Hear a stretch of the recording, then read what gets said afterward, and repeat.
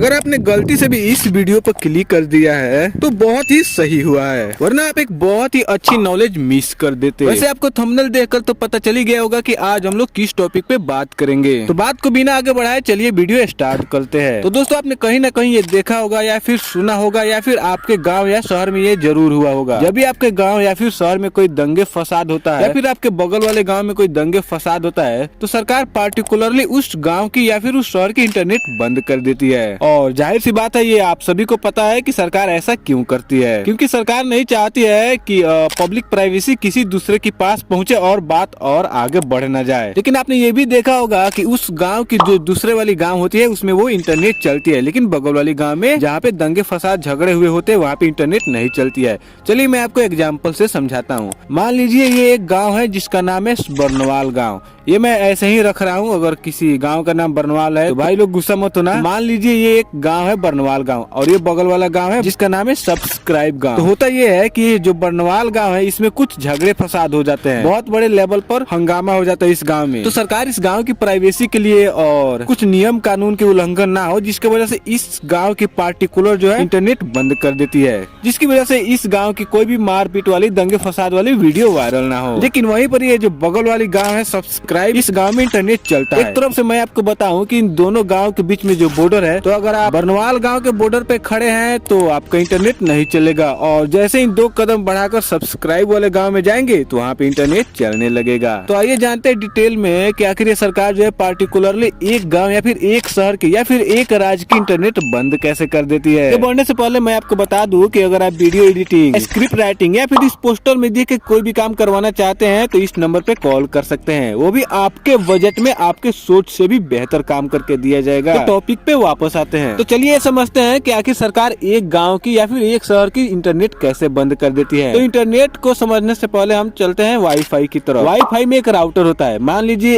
एक ये मोबाइल है और एक दूसरा ये मोबाइल है। अगर आपके पास इंटरनेट नहीं है, यानी कि आपके मोबाइल का रिचार्ज खत्म हो गया, तो आप क्या करते हो? आप अपने किसी दोस्त से वाईफाई मांगते हो कि भाई मुझे वाईफाई दे दे, मुझे इंटरनेट चलानी है। तो वो आपका दोस्त क्या करता है कि अपने मोबाइल की डाटा ऑन करता है सबसे पहले, फिर वो हॉटस्पॉट ऑन करता है और फिर आप अपने मोबाइल का वाईफाई ऑन करते हो और अपने दोस्त के हॉटस्पॉट से कनेक्ट करके इंटरनेट चलाने लगते हो। लेकिन आपका जो दोस्त का मोबाइल है वो आप हाथ में लेना और उसका जो है इंटरनेट बंद कर देना। जैसे आप इंटरनेट बंद करोगे, आपके मोबाइल में तो वाईफाई का फुल नेटवर्क दिखाएगा लेकिन इंटरनेट नहीं चलेगा। शायद आप इस बात को जानते होंगे, ये मैं बस एग्जाम्पल के तौर पे समझा रहा था और एक्चुअली में ऐसा होता है। बिल्कुल ऐसे ही इंटरनेट बंद होता है। तो आपके गांव में जब भी कोई दंगे फसाद होता है तो उस गांव के जितने भी नेटवर्क सर्विसेज होते हैं जिसका यूज करके आप इंटरनेट अपने मोबाइल में चलाते हो, उन सारी नेटवर्क सर्विसेज को बंद कर दिया जाता है। जैसे कि हॉटस्पॉट के समय मोबाइल डाटा को बंद कर दिया जाता है कि इंटरनेट नहीं चलता है, वैसे ही इंटरनेट की सर्विसेज बंद कर दी जाती है, जिसे आप अपने मोबाइल से फोन तो कर सकते हैं लेकिन इंटरनेट नहीं चला सकते हैं।